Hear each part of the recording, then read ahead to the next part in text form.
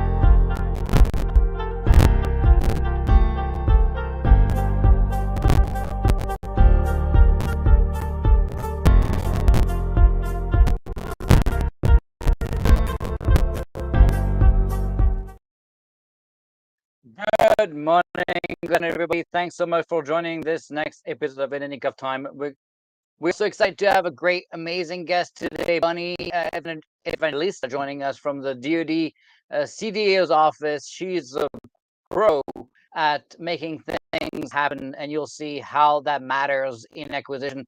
And we're going to take a look today at whether or not uh, if the DoD can keep up. So that's going to be a great discussion rooted around acquisition, but we're also going to take a look at some of the work that her team and the CDAO's office has been doing with Tradewind to accelerate the adoption of artificial intelligence capabilities and take a look at what that brings to the table for startups and companies that want to bring AI products to the department. So it's going to be a great conversation. If you've not subscribed to the show, please do that. Go to in the nick of time.tv and register to get an email a week about our next episodes. Also wanted to remind you to give a shot at assay.ai. We're getting 100 new users a day now, mostly government teams. We had 4,000 government teams now in the last 3 months and 750 companies as well. So it's pretty amazing to see the adoption of Sage into government teams and contractors. We bring GPT and other large language models to government teams with the baked-in security to protect your IP and your code and information that you're gathering. And we make it agnostic to the model. That's very important. So you're not locked in to one model. So you can try different options from Googlebot all the way to open source models to OpenAI, GPT 3.5, 4, and 432K to do 80 pages of content. So we have a new plugin we announced this week that's going to be relevant for this discussion, which really enables you to write RFP answers in minutes. I've just used it to respond to a bid, which would have taken me for a couple of days and only took me 37 minutes, which is pretty amazing. So go check it out. And if you have any questions, reach out to us. And we have a coupon code, Let's Beat China, where you only get it for $25 a month, but you can have a free account and go play with it as well. So go check that out. All right, with that, wanted to welcome in a second Bonnie, who is a senior procurement analyst for the Chief Digital and AI Office, CDAO, recently put together by the Deputy Secretary of Defense with Craig Martel as the new and first CDAO. She's leading efforts to design and build the rapid acquisition environment to accelerate the pace of digital analytics and AI delivery for the DoD. In a previous role, she served as a deputy product lead for applied cyber technologies, where she was leading efforts to provide the infrastructure and environment necessary for defensive cyber innovation and integration. Again, it's not just paperware, it's really bringing all the foundational pieces to build all these cyber innovations without having to reinvent the wheel and build all that infrastructure to exist. So that's a massive enabler, very similar to kind of what we did with Platform One on the DevSecOps side. Bonnie is an experienced acquisition and purchasing professional. She's gained tremendous experience working in the federal civilian space and DoD for 15 years. She's fluent in acquisition and program management, acquisition lifecycle, and she's really the kind of person that gets stuff done. And you'll see in this discussion how she's been able to leverage all the authorities we've been given to be able to move at a pace of relevance. She has dedicated most of her career to simplifying complex acquisition and contracting processes and transforming conventional procurement models and mindsets. With that, let's welcome Bonnie. Welcome. How are you? Hi. Good. How are you? Thanks for having me. Yeah, I was so excited. It's not every day we can get someone that actually understands the massive bottleneck that is acquisition in the department. And it's very interesting because we've seen such a great success with Asage, and the biggest bottleneck right now is indeed acquisition. And so hopefully a lot of people can learn from this, so we can enable those teams to move at the pace of relevance. What's interesting is it's almost like having two cells in one deal for me. I have to sell to the people that are going to use the product and get them excited, which are my customers. And it's almost like we have to do it all over again, with the Yeah. team. So it's something I Yeah. did before, so it's going to be interesting for us to take a look at this with you today. But before we get started, we always start with your journey. So we'll let you give us a little bit of a background about yourself, and then we'll get started on the real meat here of the topic. Okay. Thanks again for having me. It's different being in the hot seat for once. I'm usually the one asking the questions and things like that. So thanks for giving me a chance to talk about me. Like you described earlier, I am 15 years in federal contracting. I did not get my start in the Department of Defense. Some say that's one of my strengths, and others say that's one of my weaknesses. Because I don't have the traditional DoD experience, although I've got what we refer to as cradle to grave contracting. So everything from initiation of the requirement and pre-award and developing the solicitation, all the way through the life cycle, which is contract award, contract end, and everything through what we would call disposal on the acquisition side. Did all that for the Department of Homeland Security. I literally didn't know what I was getting myself into. I graduated college. I went to Virginia Tech.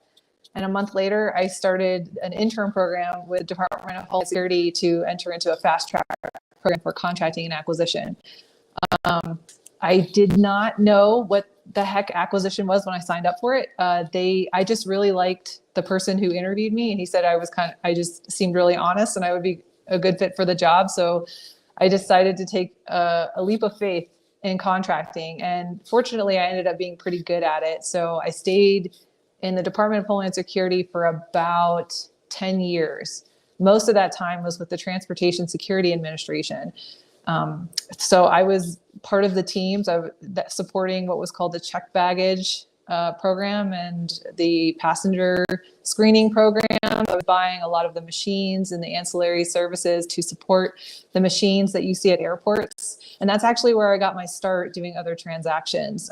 As part of the check baggage screening program, we had to do a lot of OTAs or we leveraged other transaction authority in order to do deals with the airport authorities or the cities that owned the airports, where we wanted to either integrate our check baggage screening systems, or we were helping to subsidize their baggage handling systems.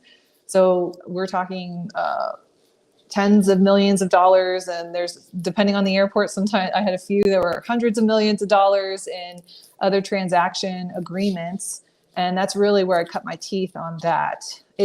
TSA has a different authority, but the principles are still the same. So I think once I kind of peaked at TSA and I was looking for something a little bit different, looking to widen my expertise somewhat, I, on a whim, applied to an Army position at Fort Belvoir. And they were looking for someone specifically to execute and build an other transaction authority program to support the PM shop there for defensive cyber operations.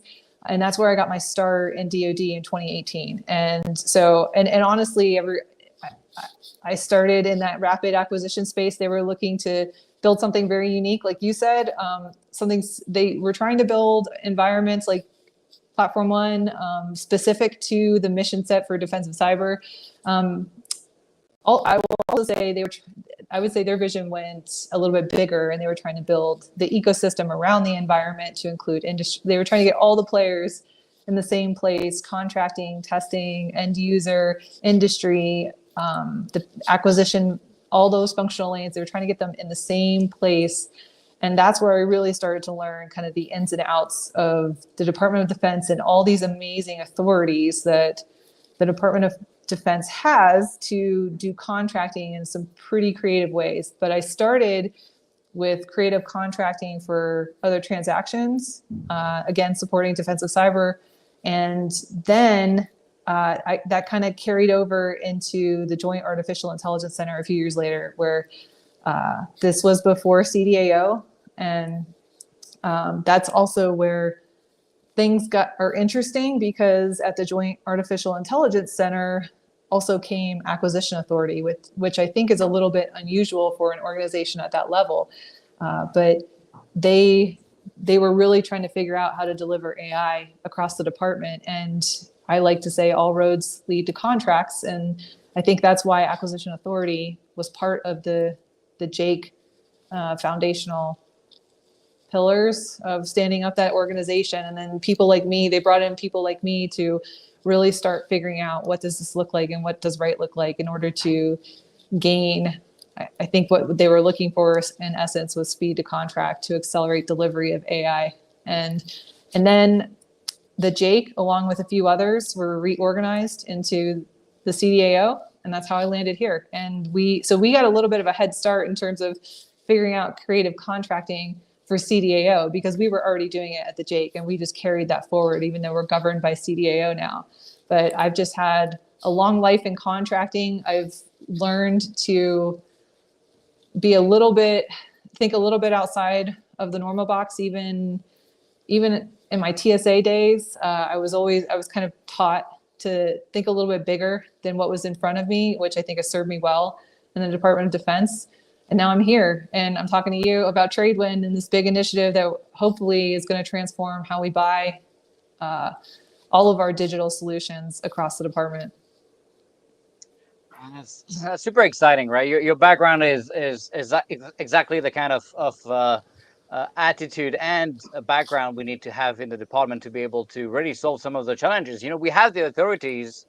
We find that many times either people don't know about them, they're afraid of using them, they feel like it's special for only few use cases, so they don't want to use it on a daily basis. There's very weak training on using them, so we find that DAU is really struggling at training the teams to explain why it's important to use them. So we're giving all the tools, right? It's just we sometimes we don't use them. I would maybe offer there's no training on some of the stuff where there's some training on OTs now, but most of the other things I think we're going to get into that I've learned about has been through experiential learning and knowing people in this innovation space and seeing what other people have done before me or who are trying to break the glass ceiling right now. And that's something I feel very passionate about right now is creating training that we can provide, whether it's under Tradewind or not. We're going to try and work with our OSD partners to make it more formal and available to everybody across the department. But as you said, we're going from nothing to hopefully having something. And as you know, we don't, as an institution, don't move very fast. So we'll see how far we're running we out of get. time. And that's where that's where people like you come in, and a lot of people from OSD, ANS, and the Defense Acquisition University are listening to the show. So hopefully they're going to reach out to you, or you'll reach out to them, or both will reach out to each other to start a kind of a DoD-wide set of trainings on these topics. Because again, the material leaders, senior material leaders, program managers are literally taught often not to do some of the things we're going to talk about today because of the traditional old school boxes of waterfall and anti-agile methodologies.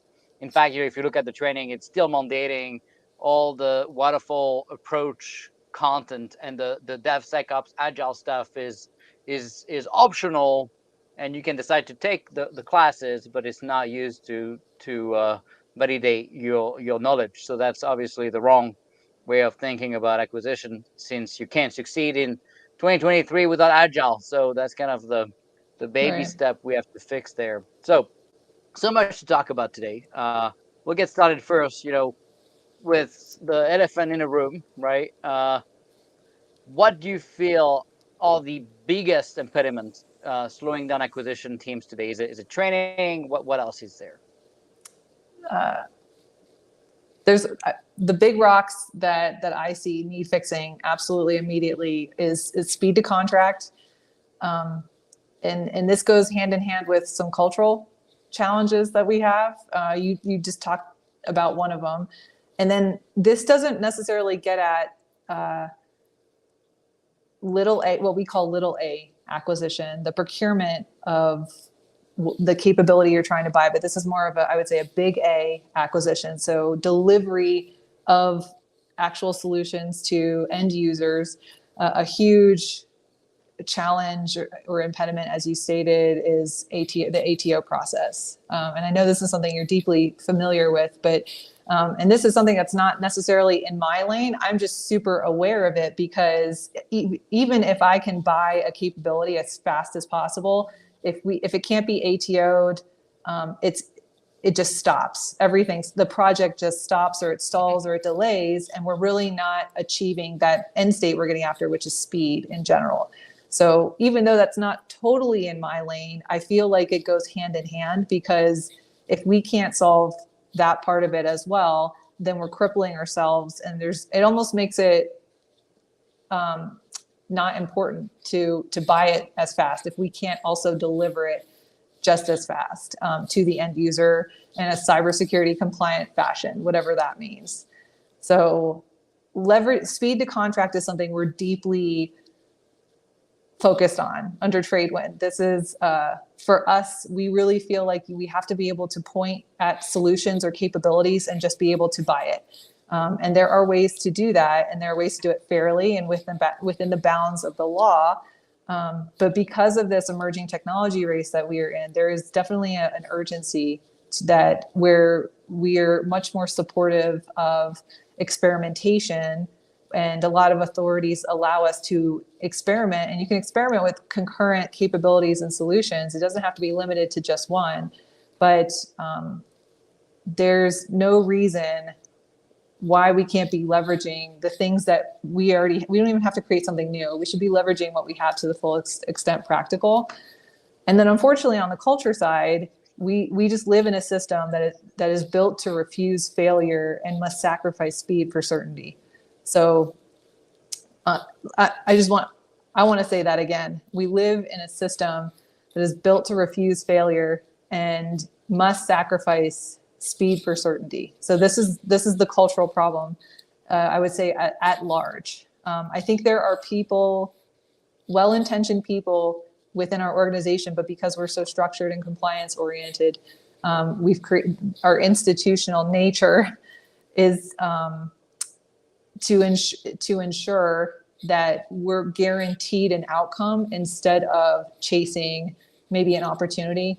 And this also carries over to the ATO part as well, in terms of what our cybersecurity compliance oriented processes look like to guarantee that something's going to be safe to go on our network. So being able to, I think culturally, we have to accept some certain truths that are different than maybe they were 10 or 15 years ago. One of them being is the pace of technology is moving so fast that if you can't buy it fast enough and get it into the hands of users, it will become obsolete, period. So if we are not recognizing that and trying to align our culture to support buying practices or ATO practices that allow us to move at speed, then I'm not sure if we're ever going to get there. Well, I understand it's pretty scary for government teams, right, to go through that acquisition process. There's the ATO piece of it, which is, right now my biggest nightmare for us stage. I can tell you that, despite, literally doing this every day and providing the package turnkey to government teams, is still taking months to do something that should have taken days. So I feel the pain, and particularly when you have to deal with 1,400 government teams in DoD alone.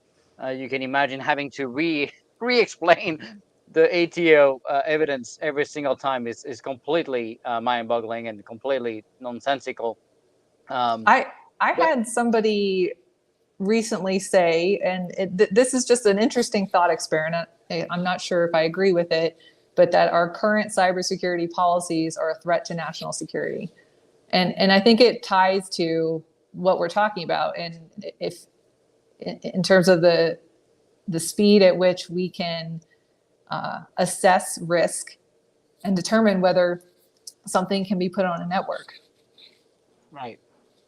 Yeah, because you effectively end up not having the tools you need to do your job, and so you're in this self-sustained bubble of tools, and preventing new capabilities to get into the hands of the warfighter is effectively putting the nation at risk. So the we're trying to solve a security problem, and the solution is actually worse than the problem sometimes. You've seen it also in acquisition, right, where people are worried about the government wasting taxpayer money, which I always took very seriously, and then you end up spending 60 cents on a dollar to just make sure you don't waste money, which ends up wasting money. So many times, right, the solution is just worse than the problem, and we're very good in the government, right, to create solutions that are way over engineered. And I get it, right? Some government people are afraid of going to jail and whatnot. They want to also do right, and not waste taxpayer money, and they want outcomes, and they want something that's going to stick. We see, how many times do we see also, right, money being wasted, and the government spending a bunch of money on product that never end up meeting the requirements. And so it's a balance, right? But you also don't want to put a barrier that's so high that effectively you're losing all the new startups and new products and new innovations, and then Right. get stuck in the same universe with the same bubble. So Right. so in fact, my next question, is exactly about this, right? A lot of it has to do with culture. You mentioned you're built to refuse failure and sacrifices speed for certainty. That's a great quote. We should use that on a website somewhere. Um, how do you break that culture barrier? And is it No. just training, or is it beyond training? Training is definitely, I think, a component. I'll speak to just my personal experience because I've done this multiple times in my career, and when I say I've done this, I've broken a cultural norm before, and it always starts for me with the end user, like reconnecting with your mission, or, and most importantly, your end user. And end user doesn't have to be the soldier in the trenches. It can be, excuse me, it can be your business admin person. It can be your whatever functional lane the capability is going to. But if you don't really understand their pain points and what they're going through, it's really hard to do what we're doing on this side, when in terms of either creating a vision and trying to chart a new path, or a new, I call it a glide path. So that is also the next thing I would recommend is someone has to have vision. Someone has to have an idea of how to get out of whatever box is giving us the outcomes that we don't want. And there's nothing wrong with boxes. But I think part of that cultural barrier we were just talking about is recognizing we are not getting the outcomes we are looking for. And that could be either capability, delivery. That could also be like the types of vendors that we're interacting with. I hear a lot of talk about bringing in Silicon Valley talent or non-traditional defense contractors, and people with emerging or bleeding edge technology. That could be also an outcome you're seeking to achieve the objective you want. But I don't think we're taking a hard enough look at whether we're actually achieving those outcomes, and whether there's actual vision to getting us to even try something different. That a lot of what, and this goes to what I would also offer next, is you have to try something. And I like to call it, have a bias toward action. And once you actually maybe accept or embrace like having a bias toward action, and not being afraid to try something, even if it doesn't work, that starts to build potentially momentum, because now you have lessons learned, you have experience dealing or trying to solve a pain point for an end user, and you're going to figure out what right looks like. So for me, like, again, just having, being super clear on who your end user is and what their pain points are. And sometimes that means just showing up. A lot of people, to build trust, you have to, I believe you have to have reciprocity. And part of reciprocity is showing up. So that means different things for different people. You have to figure out what that means for your end user. for soldiers, like just visiting them and listening to them, putting eyes on them, that means a lot. And that goes a long way and towards them maybe putting a little bit more or giving you a little bit more time and attention that they wouldn't give other people. So I think it starts there. Have a vision towards something in this, and then pick something to do. I think is a great start. Yeah, all spot on, right? You mentioned also, the taking risks, right? And failure. What's interesting always is you go back to that fear of failing, and you don't learn if you don't fail, and some people don't always realize that. I often joke, if we were to send the Pentagon for 2 weeks at SpaceX, their head would implode, right? I don't think we'll be able to keep it together, seeing all that churn and innovation, and the velocity of work, and the risk taking. I think we're not used to that. It's kind of back to not knowing what you don't know, right? If self-sustained bubble, and I don't know if it's just Silicon Valley, right? But I don't specifically care for some of these companies, but some are too woke for my taste. But the fact that they don't want to work with the government anyways. But outside of the bubble could be broader than Silicon Valley, right?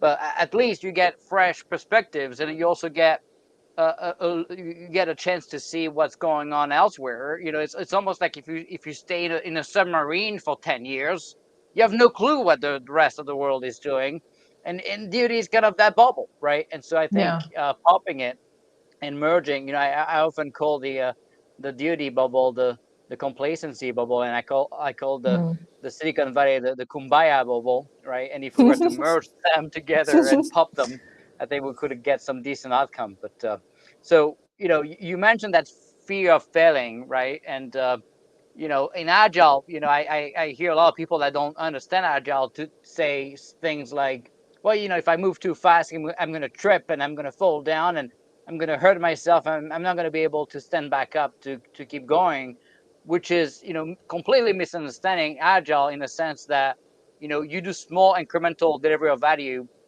and because it's small and delivered every couple of weeks, you're not going to fall to the point where you're going to hurt yourself. And so you're going to be able to stand back up and fix and learn from that failure.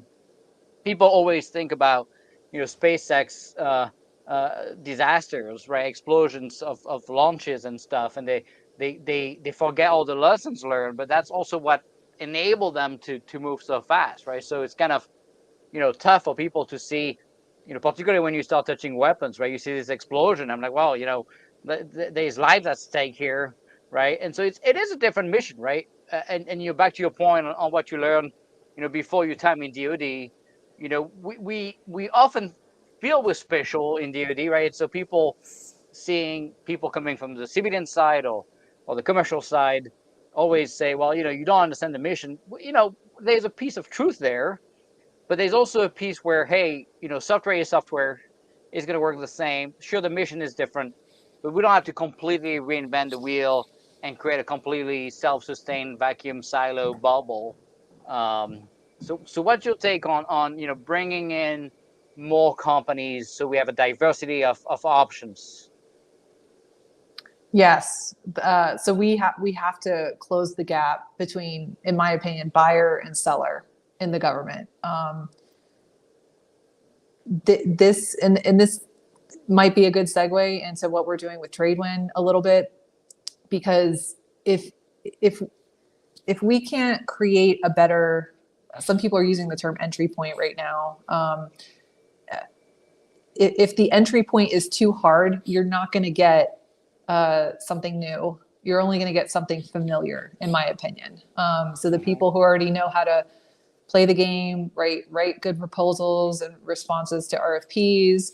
If even some of the newer methods, whether you're using other transaction authority or AppWorks does a pretty good job with their AppWorks challenges and trying to create like newer models or novel models for introducing lots of topics really quickly and trying to assess them really quickly and putting them into some kind of procurement pipeline.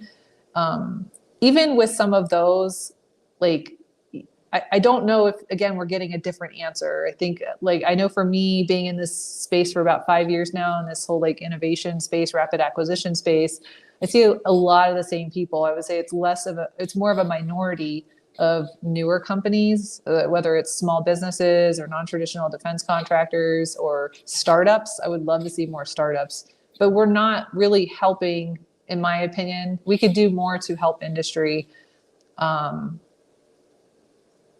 break into the government through these entry points. So in general, this is where something like the marketplace is absolutely necessary, where you make it super, super easy to introduce a solution to the government. And then if you're assessed favorably, you have a contracting mechanism at the end of it to be eligible for a contract award.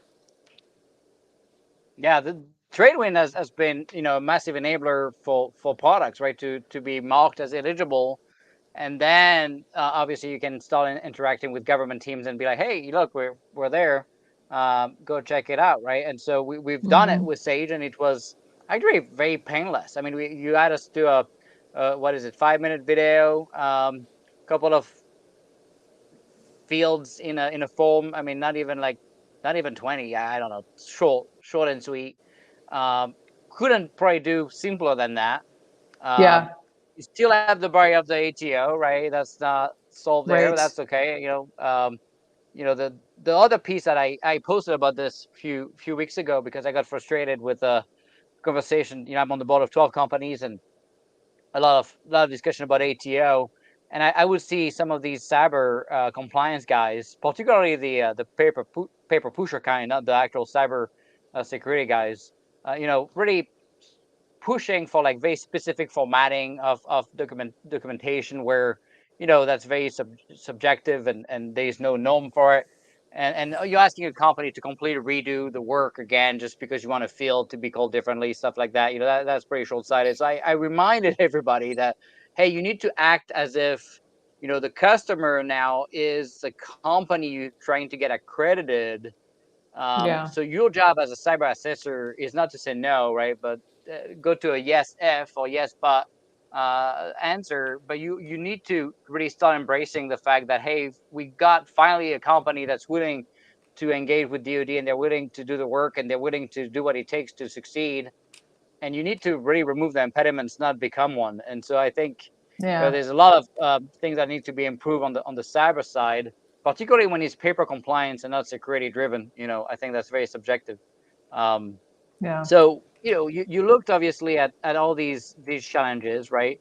The big one we talked about was about training, right? And what I always see is, I had an engagement again with Congress last week, and they come to me and ask, hey, what kind of new authorities do we need to give to people, right? Because it's not moving fast enough. What do we need to do? I'm like, I don't know if you need to do anything. Maybe what you need to do is to mandate some training to be created on some of them, because you gave plenty of them, but there's no training for it. And so do you find it to always go back to that training piece? Do people don't even know that the authorities exist? We see the same with hiring, right? Congress gave us a lot of direct hire authorities and a lot of ways to hire people in cyber and whatnot in the Yeah. department, and yet it's not used. And the HR people are like actually very much afraid of using it. They almost feel like it's an exception, right? So the rule is here, and there's an exception to the rule, but that should be an exception. We only should use it when like we tried the other ways and they failed, and now we're going to try these other avenues only after we failed the other stuff. So do you feel like maybe acquisition people do the same thing, that, oh, we have these default way of doing business, and now, well, oh, we have this OT stuff, but that we should not use that until we tried first doing a traditional contract. Right.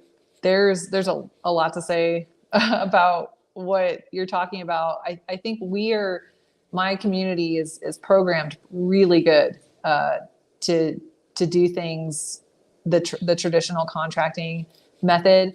And so those who get inspired to kind of deviate from that, there's one of two things probably happening. One, there's that risk of failure potentially. So, I mean, I think it's just perceived to be safer to operate where there's a lot of precedence, and there's a lot of precedence, like legal precedence, whether it's GAO opinions or Court of Federal Claims type of deals with protests or litigation. There's a lot of precedence with traditional contracting.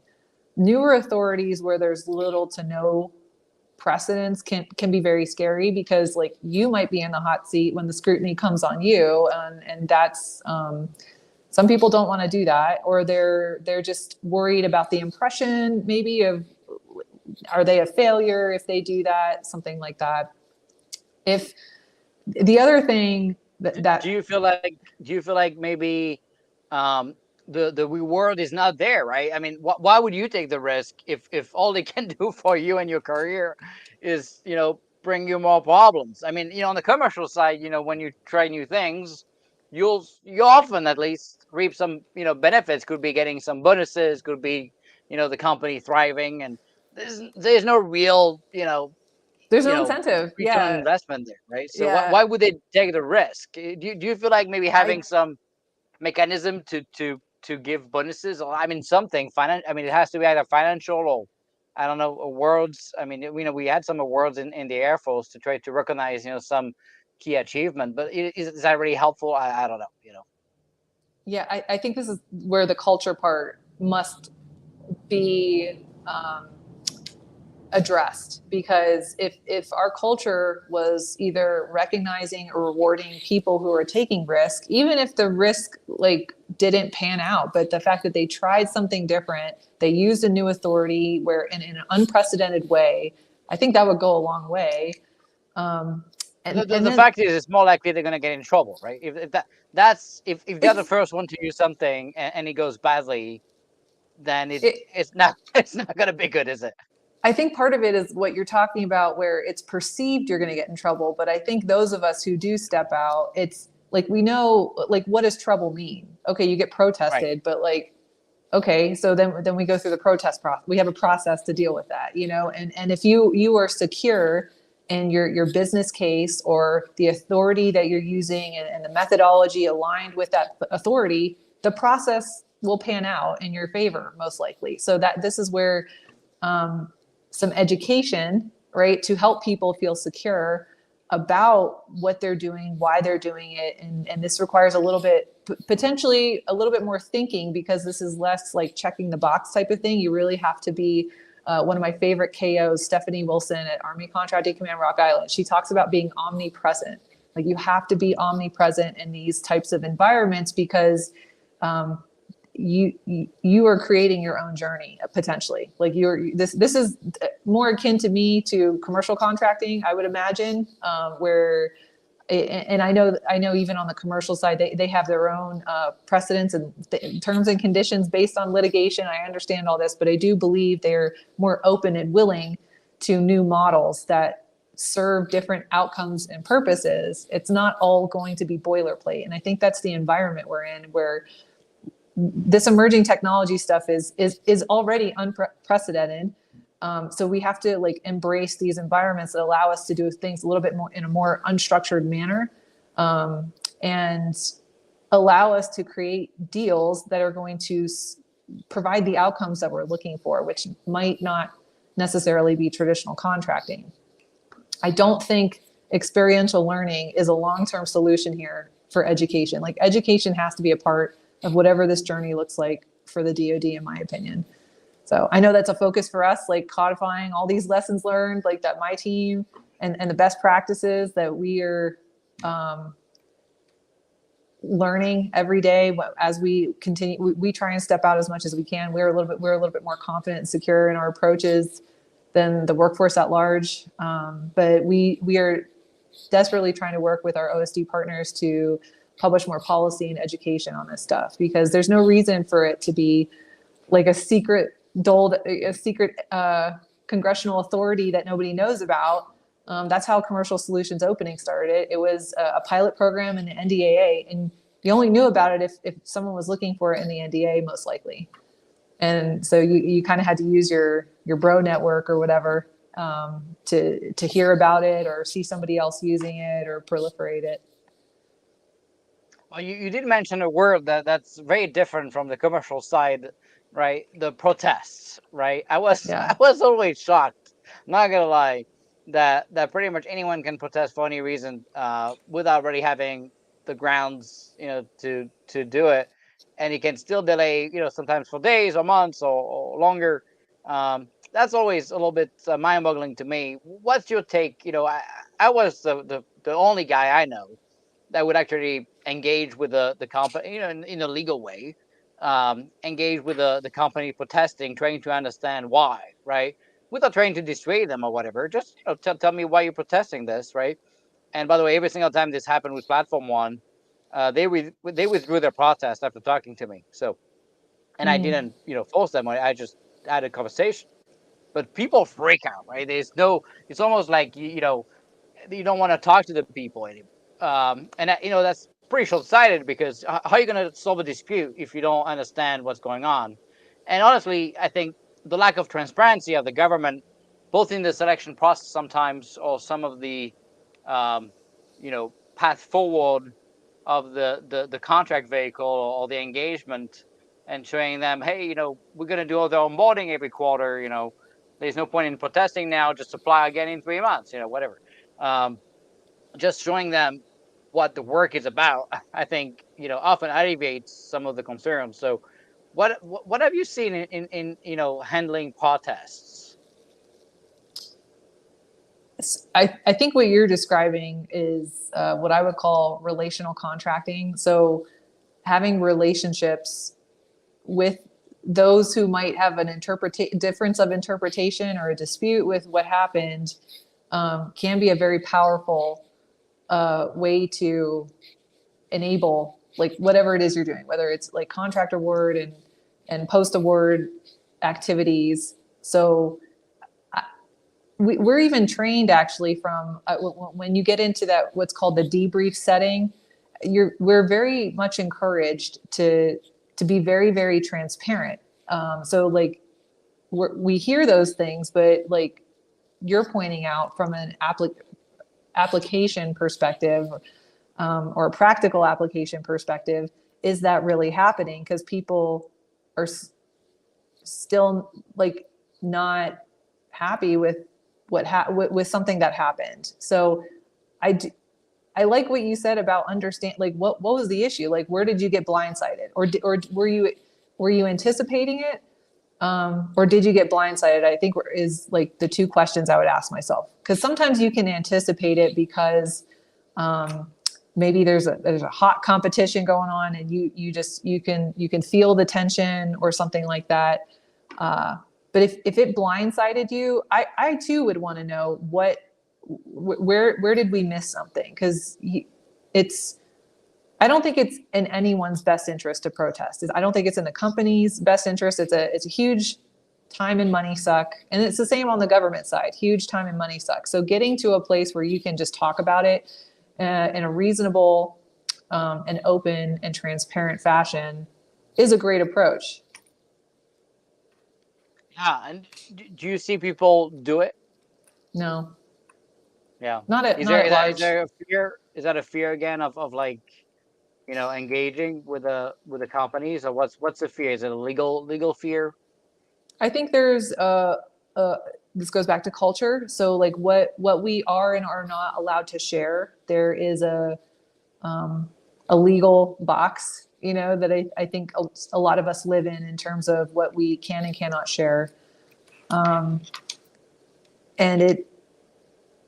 I just wish we could get beyond just having conversations. Or I wish we could go toward having more conversations and less formal scripted interactions, or because I think Right. on the industry side it feels very transactional. Hmm. Oh yeah, and it's also not very transparent. We think maybe it is, but honestly, it's not, and so people struggle there as well. So we talk about these authorities, right? When you look at you know let's take an example of the problem you're solving with Tradewind. Building a marketplace, enabling right access to AI, removing barrier to entry for companies, both the big ones and the little guys, to get into the DoD. How did you, when you take a step back and you look back on the last couple of years, how did you approach that problem solving? Yeah. As this might sound super simplistic, but I'll stand by this all day, every day. Behind every problem and solution are people. And I've had the most success problem solving by building trust with people first. And that's building trust with everyone around the table, like all the stakeholders. It's not just building trust with industry, it's building trust with the community, like my community, or the end user, or the acquisition community. And I feel like most of my time spent championing Tradewind has been less about execution and more about building strategic relationships. So so even using Tradewind as an example, when we're looking at like this huge acquisition vision that we want, whether it's accelerating speed to contract or bridging the valley of death, that is part of our vision. We're just not there yet. I have to get as many people as I can to either buy into, be an early adopter, or to trust that what we're doing, kind of like we were talking about, like convincing people to be first movers in a new space is not always easy. So building that trust with the people that you want to be involved is super key. And I know you did this at Platform One, but having the right people on your team is so critical. Like you need, whether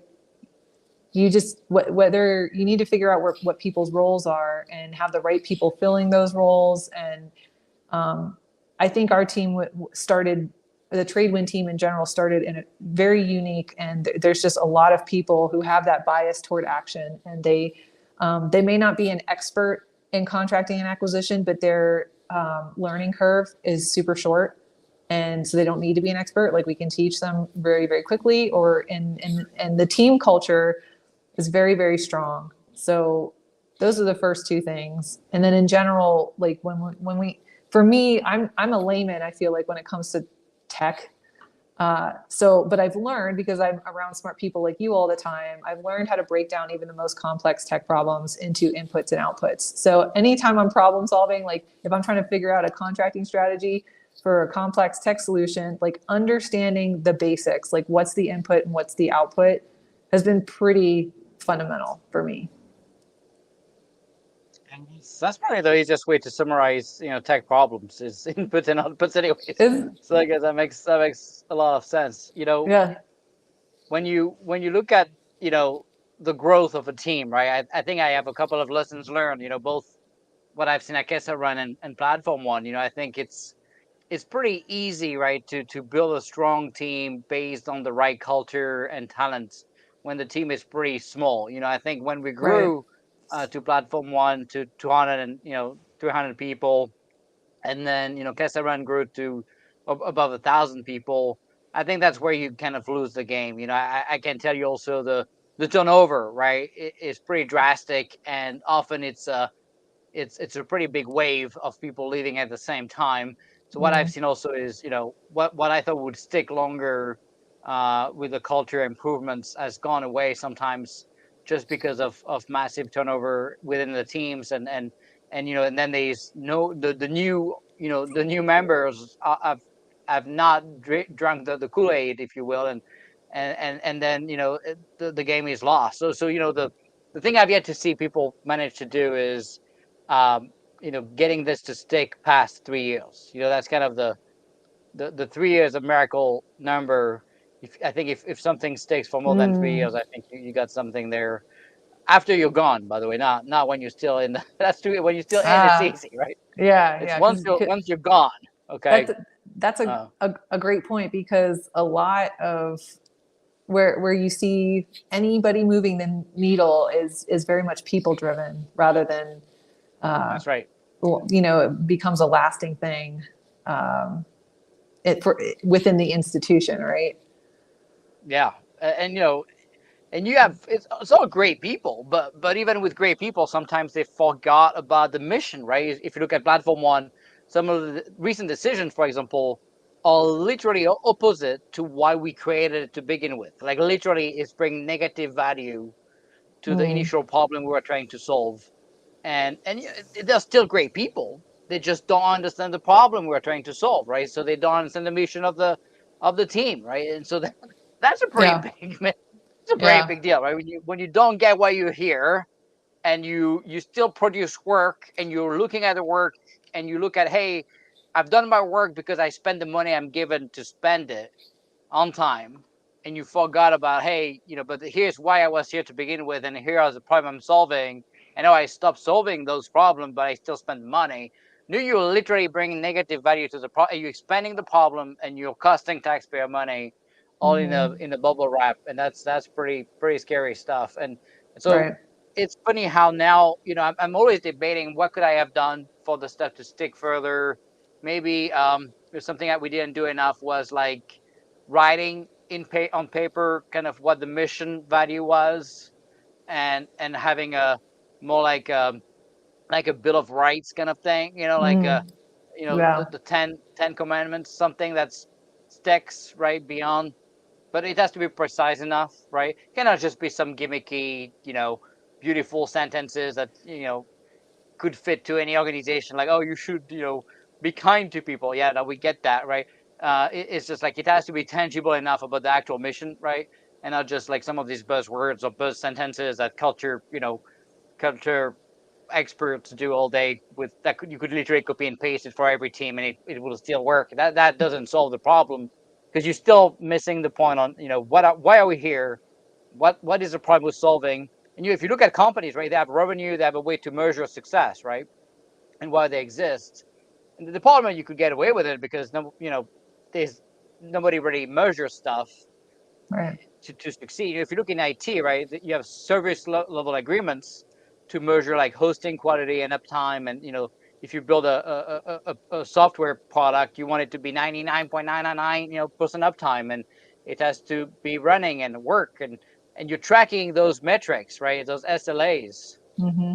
We don't have such things often with teams providing a service, right? So just like Tradewinds, right? Just like Platform One, well, SLAs should be defined. You should say, okay, well, Platform One used to have, here's how many containers we have accredited for the department. When I left, we had over 1,000 containers authorized. And now they decided to say, well, we're not going to authorize anymore. We're just going to assess. Well, Yeah. Yeah. it's like going from an ATO to like, oh, here's evidence so you can do your own. That's the value is gone, right?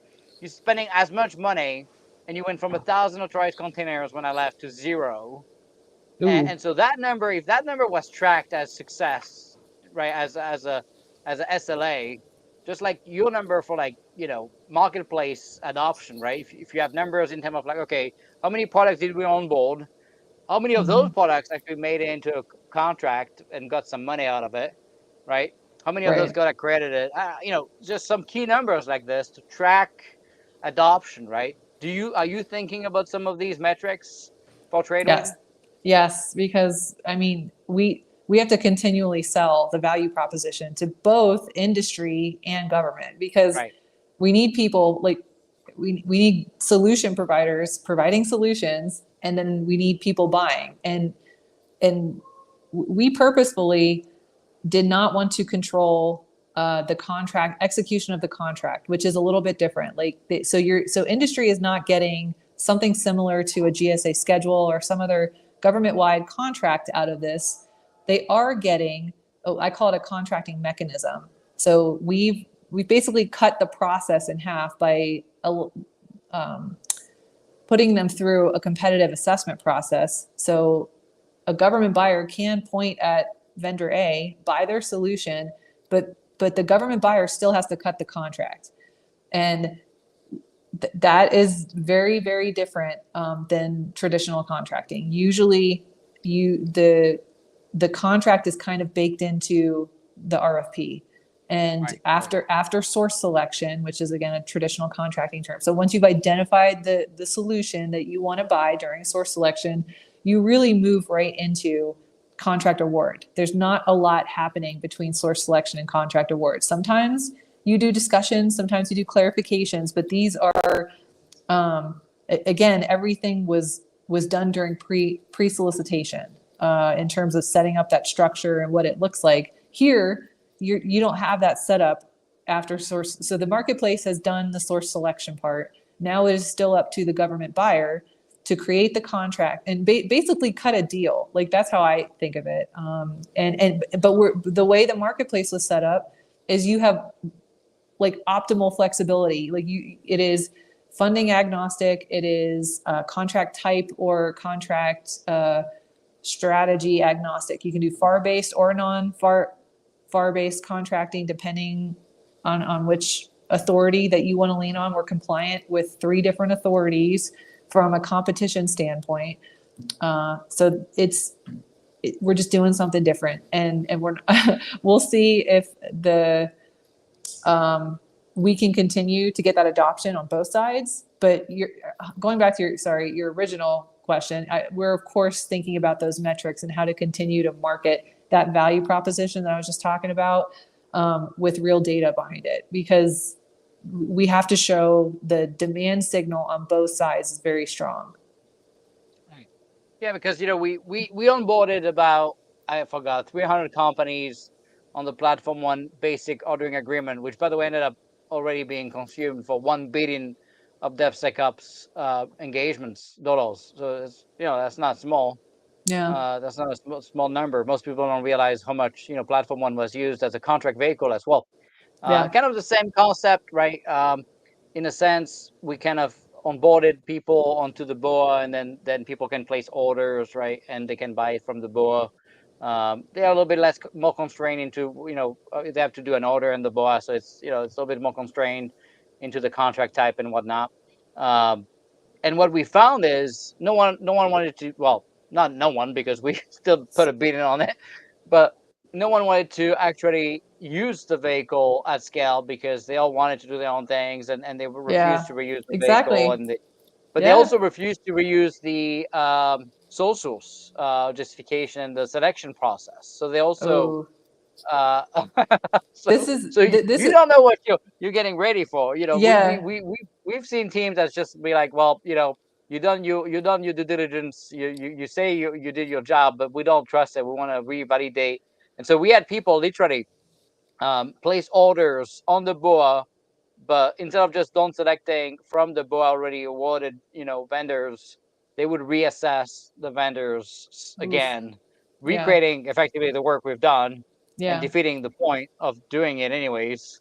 So how do you solve that, right? Is it because you see also with software, right? Any, just look at Platform One, right? People in the army creating, redundant, I would argue, capability. People doing stuff in vacuums, and not the how do you solve the not invented here mentality, right? Yeah, I don't know if this is the answer, but this is what we're going to try and do, at least from a Tradewind perspective. And this is what we've done with a couple of our other projects with this kind of mindset in mind, where like we want to make it so easy, it's hard to say no. So whether that is creating a digital platform where they click a few buttons and we can maybe use some generative AI technology, right, to do some Ask Sage-ish stuff, right, to start generating documents, or whether it's providing toolkits or guides and something a little bit. Yeah, I would take it a layer deeper than what you would see in a traditional ordering guide, which is probably what you had for your BOAs. We would, because like you said, people are going to read that and just do what they want anyway. So like, how can you either create intuitive workflows, like whether it's digital or automated, and using some kind of AI technology behind it to maybe make it go faster and make their lives easier? That's what we think about, and that's what we're going to try. Don't know again if that's going to achieve the outcome, but we're going to give it our best shot. I mean, that's definitely a piece of the puzzle. I think there's obviously people that are taught that they should own the entire process. In fact, you look at some of the DAU courses. I feel like what you really need to do is go spend a little bit of time with ANS and work with them to solve the DAU training debacle. But if That's you it. look at some of the training, right, it tells people not to depend on anybody else for their acquisition, and they should be completely siloed and not have dependencies between programs and teams, Right. including enterprise services. Which, by the way, in the world of cloud and DevSecOps and AI, if you have to rebuild all the layers of doing business, building your own cloud office, your own DevSecOps platform, your own AI platform, good luck with that, right? To end up focusing on your mission stack that's on the top, which should be leveraging, right, the bottom layers. We don't have the talent anyway to do it per program. We don't even have the talent to do it for the department, let alone to do it on a per program basis. So that's I think we're all going back to what they've been taught for 20, 30 years. Right. And people will do what they're comfortable with, what they're familiar with. Like, no shame in that Can whatsoever. we even blame them? I mean, you can't blame them, right? It's like you have no benefit of taking a risk. At worst, you go to jail.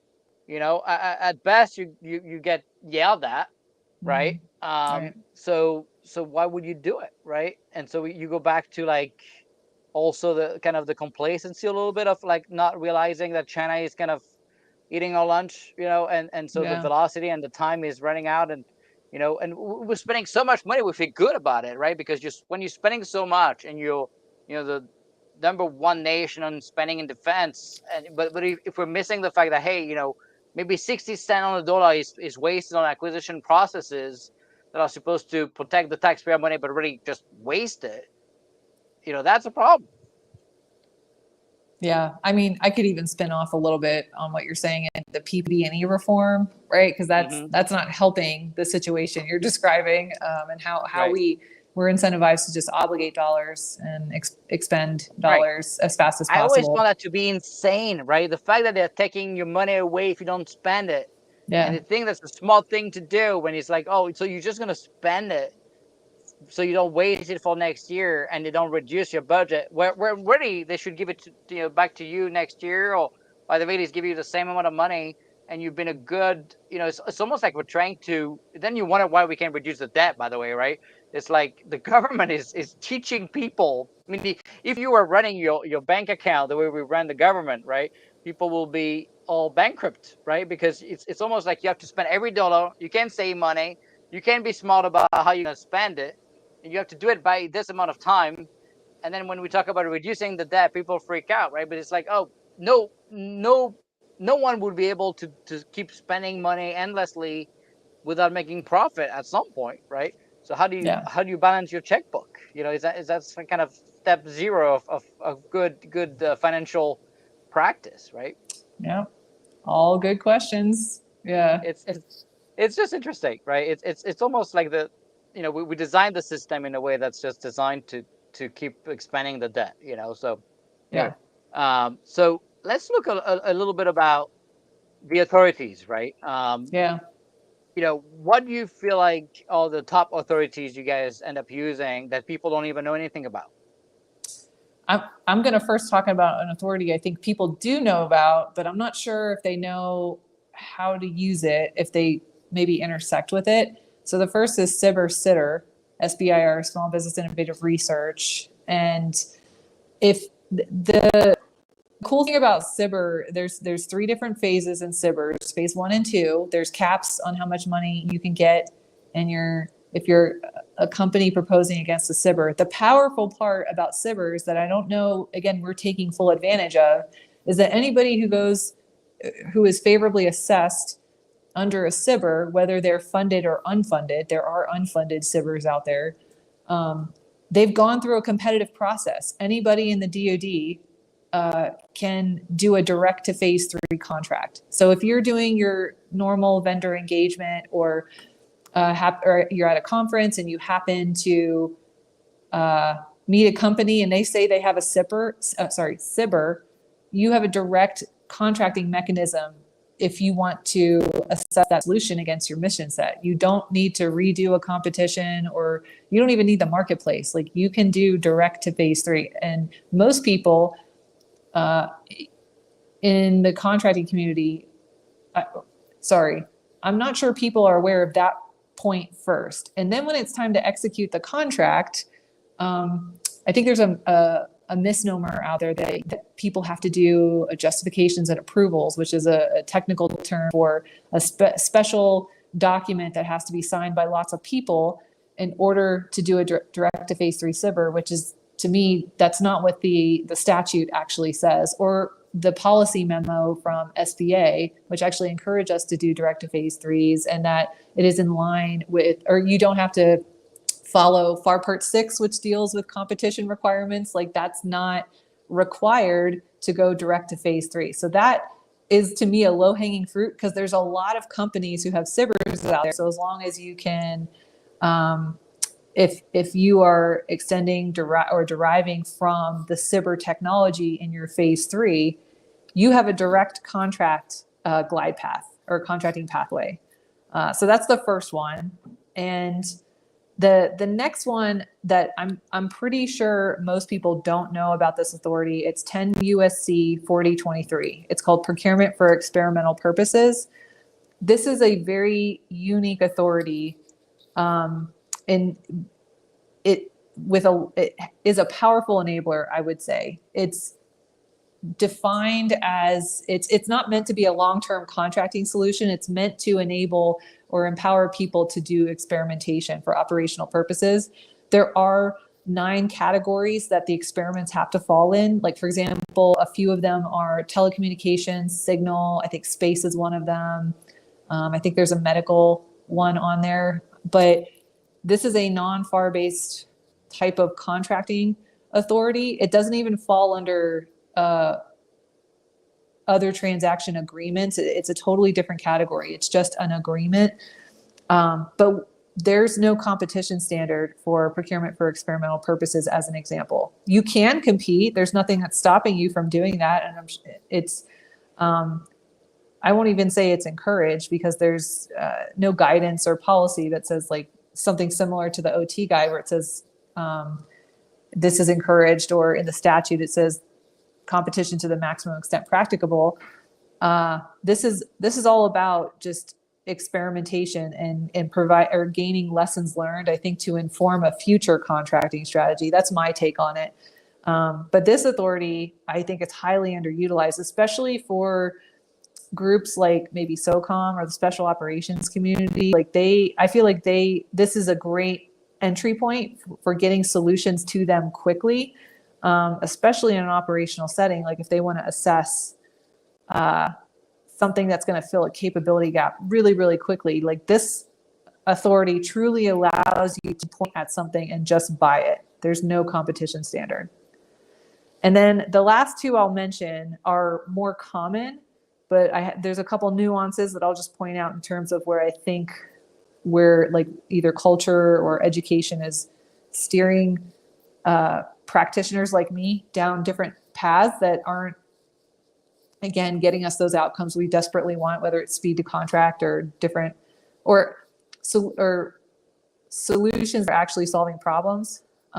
So I mentioned earlier commercial solutions opening, and then most people are probably familiar with other transaction authority. So for commercial solutions opening, this is a very interesting one where it allows you to, the competition standard is technical merit. So that, I'm using a technical term in my field, but rather than comparing lots of different solutions against each other or against a requirement, and under a commercial solutions opening, you are allowed to look at a solution against, you have to have assessment criteria, and you can award a contract on the basis of that solution having technical merit against your criteria. So it's less about having a requirement. It's more about addressing strategic focus areas, looking for solutions, especially commercial. That's why it's called the commercial solutions opening. I think that this authority in particular, it's it started as a congressional authority in I believe it was the 2018 NDAA. I might be wrong on that. It is now codified into the DFARS. So there is a DFARS deviation that provides some high-level guidance and procedures on how to run a CSO, commercial solutions opening. And the CSO, I think every PM shop should just have an open and rolling CSO so that they're constantly like looking at solutions that might be solving some of their problems. But it's not, I would say in practice, it's not used like that by everybody. So that's where, again, some education would be really helpful to help people understand how to use it in their context. And then for other transaction authority, I think these are way more common now, but practitioners should be cautious. And this is where maybe a culture or mindset shift is overdue, because a lot of OTs now look and feel a lot like traditional contracting, unfortunately. You hear a lot of feedback from industry where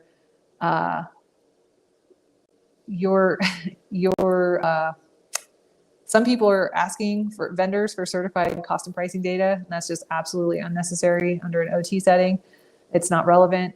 How you conduct the competition, a lot of people are still doing it or aligning it with the Competition and Contracting Act, which is full and open competition, and that is not relevant to the standard in the statutory authority. Is competition to the maximum extent practicable.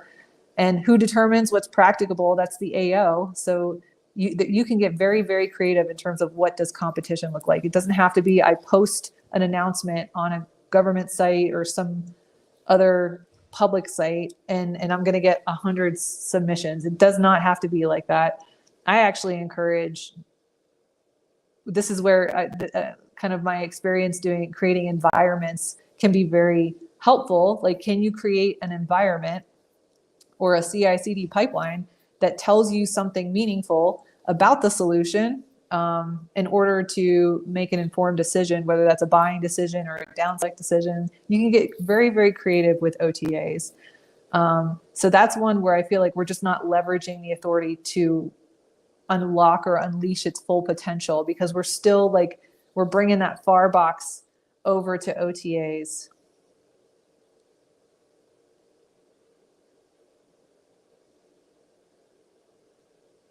So that's a quick and dirty on, I would say, the top 4. That's, well, you probably solved 90% of people's problem already. So that's, and that's just, a lot of that's stuff just you a mentioned, summary. I don't know, so that's good. Yeah. We all learn, although I've never done any contract anything, so that's pretty common sense that I don't know anything about it. But I've been around smart people like you enough to slowly ingest some of that knowledge, which is always good. So this is exactly why people need to get the training, right? Because I think the issue is they just assume they go back to what they know, right? And they go back to the traditional authorities, even in the OT context, right? So that's actually very interesting. So, yeah. Looking at, innovation, right? We talk about, the need of fostering it, but how do you do that, right? Is it just a matter of being open to new engagements? Is it a matter of removing the bottlenecks? What is the process, I guess? For me, it's we've already touched on a couple of them, but having a culture first mindset. So what sometimes I call this like what is our Tradewind ethos? Like, what are we trying to promote, or what culture is going to drive the behaviors and outcomes that we want? So one of our, I would say, mantras under Tradewind with regard to OTs, this is another nod to Stephanie Wilson, who's at ACC Rock Island. She coined the term "Don't FAR on my OTA." And that came out of that. It was almost like a cathartic reaction, because it was either someone in her policy or someone that one of our stakeholders that we were dealing with on a project was just criticizing something about our process and we were like, we don't have to do it this way. Like, there's nothing dictating we don't. But the other person was coming at it from this traditional or conventional procurement contracting approach. And she just like was like, I hate, why can't people just stop firing on my OTA? So like, that's, again, so I feel like that is part of our culture. And like, that's what, like, everyone on our team embraces that. And that's something that, like, so our goal now is to proliferate that. And we're going to see if we can get other people to adopt that same mindset as well. And then, like you were talking about earlier, that culture of learning is, I think, critical, absolutely critical. Like, no one's going to get it right on try number one, in my opinion. And I think that it's a little bit dangerous to believe that we will get it right the first time. I think we should encourage the process of learning, which doesn't mean getting it right all the time. So aside from culture, like, those are, I would say, my two biggest things on culture. And then outside of that, if you can find a way to flatten the chain of command, someone once told me that the generals of the organization are not always going to have the ideas that break the glass ceiling. So you have to find a way for the ideas to flow no matter where they're coming from. I think that's a great start. If you can get those things right, you're probably 80% there.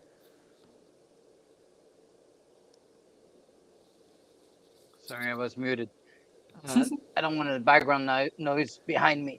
So it's more than, I mean, it's probably more than 90% there, right? You're already setting the stage, right, to empower both sides of the equation, right, to innovate. So I think that's awesome. So so we talked a little bit about Tradewind, right? Marketplace, goal to remove impediments. We get it. Fancy website, good platform. You can go, for government teams, they can go search for stuff, right? For companies, they can apply and get their product reviewed. Although there was a couple of clicks for me, extra clicks, I had to figure it out, but I did. So if I can do it, you can do it. So, great stuff, quick process, right? Under a month review, right? You just don't want to miss the month. I just missed it by 3 days. I was unlucky, but I posted at the wrong time, but yeah. And that's just one of our platforms. We like to think of it as a suite of services. So in this great experiment that, I mean, we're doing just on the contracting and acquisition piece. So we have multiple contracting pathways right now. We also have our own CSO model. It's called Try AI. It's been that also was. Tell people what CSO means. It's not the Chief Software Officer, just to be clear. No, sorry. Going back to commercial solutions opening, it's one of those authorities I mentioned that I think people should be using more of. So we also have our own outside of the Tradewind Solutions marketplace that you were just talking about. And Try AI is more focused for us on low cost or no cost deals to do tech demonstrations. So and that's just the model we chose because this was kind of born out of our needs starting at the JAIC, the Joint Artificial Intelligence Center. So that, and we've just kind of carried that forward because it's worked well for us, but that doesn't mean you government have to set it up that way. So that's what we're doing. And then we also have like some established vehicles that are decentralized. So we call them lifecycle support vehicles. If you need, one is called AI talent. So if you just need engineers, data scientists, whatever, you can just kind of similar to your BOAs for Platform One, you can just go buy it. And we have those vehicles. Anyone can order off of them. So those are a few other rapid procurement and delivery contracting models that we're trying to not only use for ourselves in CDAO, but like it is also available to everyone else in the DoD. Yeah. And so I think the biggest struggle I see people have is the lack of awareness of this stuff even exists, right? And so I've been doing my best to promote you guys on LinkedIn and everywhere I can. But what do you see? Are you doing events? What are you doing in the government setting, right? Have you talked to some of the we have a committee of practice for DevSecOps with DoD CIO. Have you been there to try to promote some of the it's like 4,000 members there, and it's all forward-leaning people. Have you gone and talked about Tradewind to those guys, and what else are you doing to spread the good word, I guess?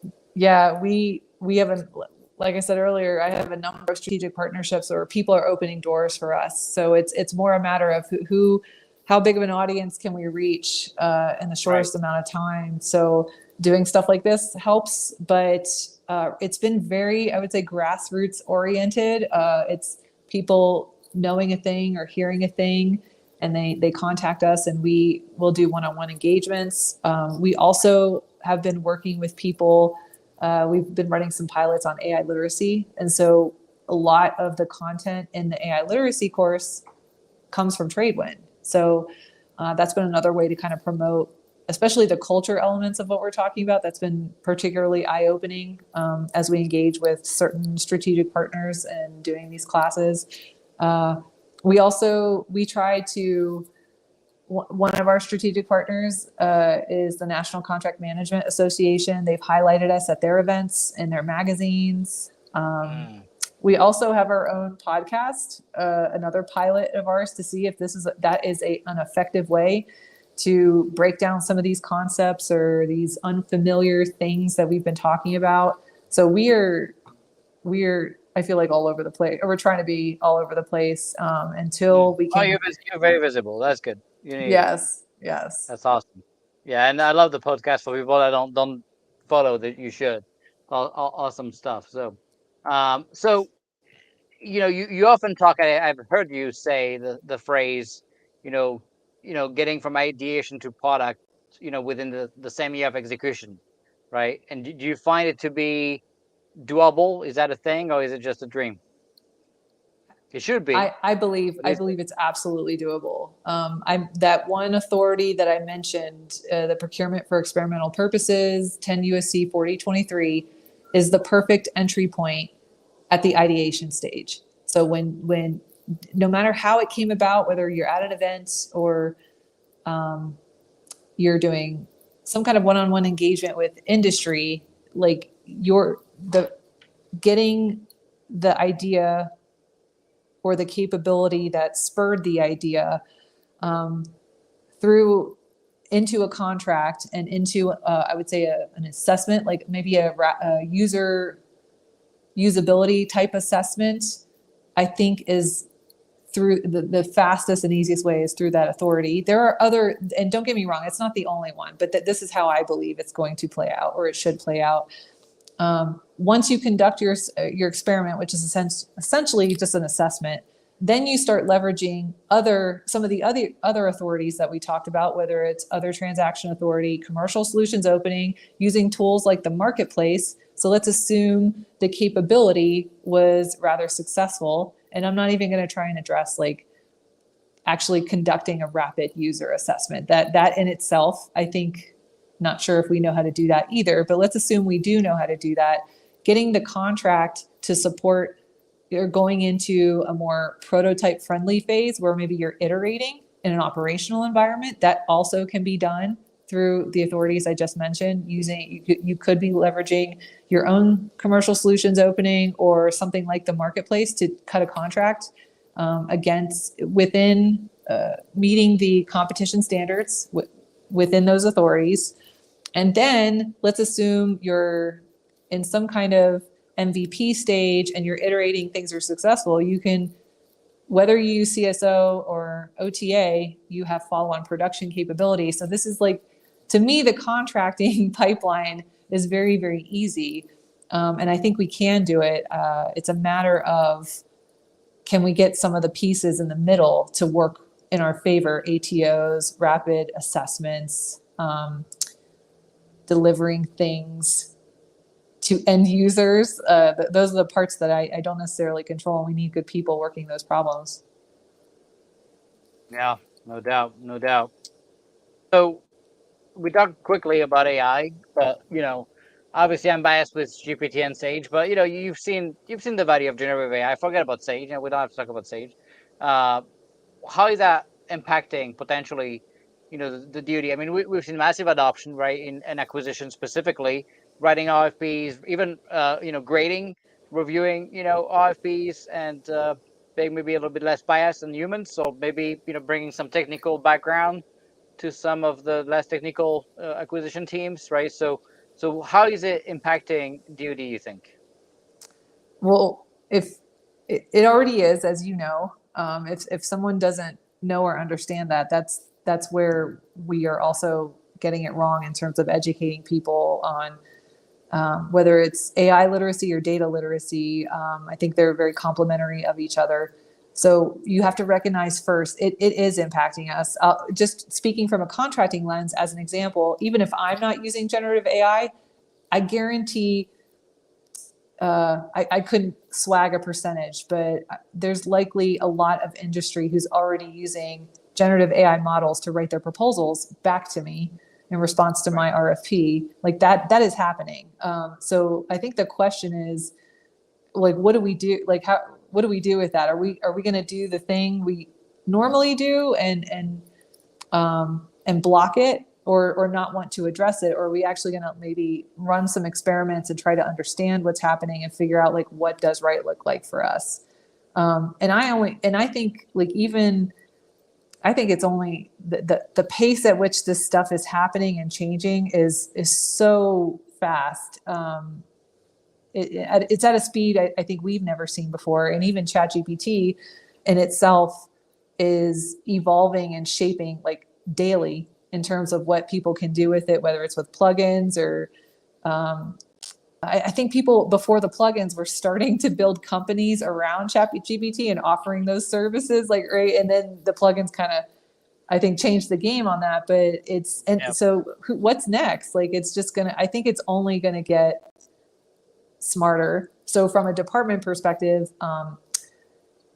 like, I think we should be highly focused on getting the technology that's already out there and available to the public into the hands of, like, all unskilled labor across the department. And I don't mean that in a derogatory way. It's just like all of us who, I think every functional lane has something to benefit from this. So, yeah. And honestly, I think it's happening. It's just, it's a painful ATO process. That's a bane of my life. And I know how to do it, and even with me, I mean, that's almost like we could probably do a case study, right, with that stage, because, I mean, even with me, we still struggle. So I can't imagine, like, what it would be like for someone that has no connection, no knowledge of DoD. I mean, that would be impossible, Yeah. I did it actually because I knew that if I didn't do it, there would be very little chance that someone would show up and do, CUI, secret, top secret, generative AI, DoD capability anytime soon, So anyway, it's just mind-boggling. So what's next? What's the next big thing? Well, maybe not a surprise to you. We have a lot of momentum toward developing digital content and proliferating our creative strategies across the department. So education is our next big focus. Like, we are really in this mode of teaching people how to fish. And we're going to experiment. Just don't do it in a vacuum, right? You have to have DAU. You have to have those guys. Yeah, no, even if it's painful, it's the only way this sticks. I feel like you're channeling my acquisition executive right now. I just had this conversation with her a couple days ago, and so we are going to work with our OSD partners, and whether it's writing policy, writing training content, like, that is one of our top FY24 goals. Absolutely. And just because we have a few, I would say, pretty successful contracting pathways, like, we're not stopping there. Like, we have some other ideas in terms of, again, getting from that ideation to operations concept. And we have a vision for same day contract awards at a tech event, and we're going to pilot this in July. So we're going to do that. We've done this in the Air Force. I remember that one. I heard about that one. Yes. I heard there was a lot of pre-planning, though, that went into that. Oh, yes. So it's always cheated. Yeah. So this is going to be very, very different. With no planning. I don't know if you do it, I'll be pretty excited. Okay. Yeah. Okay. Yeah. So we're just going to show up and again, use that procurement for experimental purposes authority, cut a deal. I don't even think industry is going to be prepared for this. I don't know if it's going to work. So we're going to try it, though. And we're going to learn from it. Well, once it's going to be on the other side. That's not bad. Yeah. And you have Danny Holtzman now in CDAO. He was part of our AO in the Air Force to do all the ATO for Platform 1 and all that stuff. And Danny is a game changer. And so now maybe you have the opportunity, in fact, he's working on our ATO from the CDA's office. And hopefully, you can have a pathway now part of the Tradewind, capability marketplace to have the full path to entry, to kind of the certificate to field accreditation thing. Yep. That would be a real game changer, So Yeah, absolutely. we'll be your guinea pig, Okay. Yeah. Yeah, we have some cool ideas in the pipeline for that as well, and we're just not going to you stop. talk about the bottlenecks. Without that, you can't get to where you want to be, right? So Yep.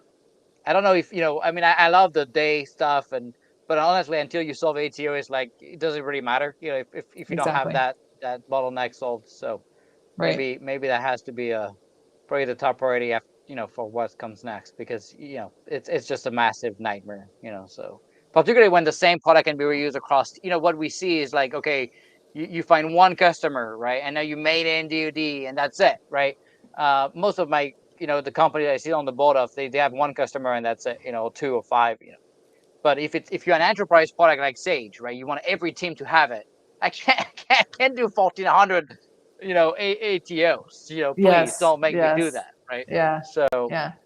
it's been insane. So anyway, I hear you. and most products should be like that, right? It's the risk, of course there's a data risk piece, but the fact, for CUI is all the same. We like to pretend we're special, but it's all the same. So programs not accepting reciprocity between the ATOs is nonsense. It should just be all the same. So all right, so is there more on the what's next before we move to my last questions? Nope, those are the big ones, and I don't want to take on more than exciting enough, that I can handle. Yeah, you don't want to get people too excited too, Yeah. Not gonna be able to take it. So what keeps you up at night? Oof.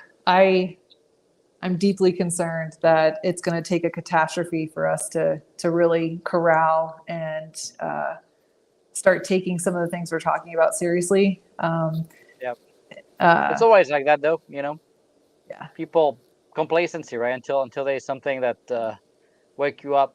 Even when it does. I mean, you've seen the hack of the pipeline, right? The gas pipeline, and gas gets shut down. People freak out. Price go up on the East Coast for 5 days. Then it reopens up, and everybody forgot about cyber again. Right. It has to be like really bad, right, for the stuff to stick, and then people take action, right? Yeah, and hopefully it won't be, but yeah, I kind of agree with you. I agree. No one wants that to happen, but I feel like history has shown that's usually what happens, and from a contracting perspective, it's usually in those instances you see a lot of restrictions lifted, and people want things to move faster, and and all of a sudden we're in a different environment, and people might start adopting some of the things that we've been trying to do maybe a little bit more quickly. Right. They might also do it wrong, because now they're doing it wrong instead of doing it the way you're doing it, the right way, and by going too fast and do it completely wrong. So that's also can backfire, Yeah. So, well, so yeah. Sally, wanted to thank you for the time. This was a great episode. I think you answered the question, can the DoD keep up? That was the title of the session. I think it can if it wants to. That's going to be my answer. The question is, are we aware? Are we self-aware? Are we complacent? Are we the next Kodak? Right? We don't want to be Kodak of defense. That would be pretty bad. Yeah. So hopefully we're not the next Kodak, right? And wanted to thank you. But the last word will be to you. Before that, wanted to remind everybody that next Tuesday, 1 p.m. Eastern, we're going to have Phil Straw, the CEO of Soft Iron, come and talk to us about sovereign clouds and data-centric security. So it's going to be technical again. Sorry for the acquisition, dear friends. You're not going to be as excited as today with Bonnie, but it's still going to be interesting to look at sovereign cloud and data security, data-centric security. Next Tuesday, 1 p.m. In the meantime, over to you, Bonnie, and thanks again for joining us. Deeply appreciate the time. I hope everyone learned something that they didn't know before, and I want you to know I'm not the only one out there who are preaching these messages. There are pockets of individuals, both on government and industry, who believe in what we're doing. So if you were inspired, like I just have that bias toward action, just try something. If you reach out to me if you need help on education until we can put something a little bit more formal together. Otherwise, thank you so much. Appreciate you, Nic. Appreciate the time. And you have a show, right? The NCMA World Congress 2023, July 23rd to the 26th in Yep. Nashville, Tennessee. Are you going to be there too? I will be there with some other powerhouses. We're going to have a mastermind workshop on other transaction authority. We're doing a hackathon for the Tradewind Solutions Marketplace. And then we're also featuring another one of our Tradewind tools called ActBot, which is using generative AI models similar to Ask Sage, but it's nuanced for acquisition workflows. Acquisition. Yeah. Yep. Great people over there. So love those guys. So great Yeah. job. Everybody go to Tennessee, July 23rd to the 26th. It's always good excuse to travel and go see what's happening in acquisition. With that, thanks everybody. You stay safe and let's keep up the fight to make sure our kids have a fighting chance at winning against China 20 years from now. Stay safe, everybody. Thanks, Bonnie. Bye.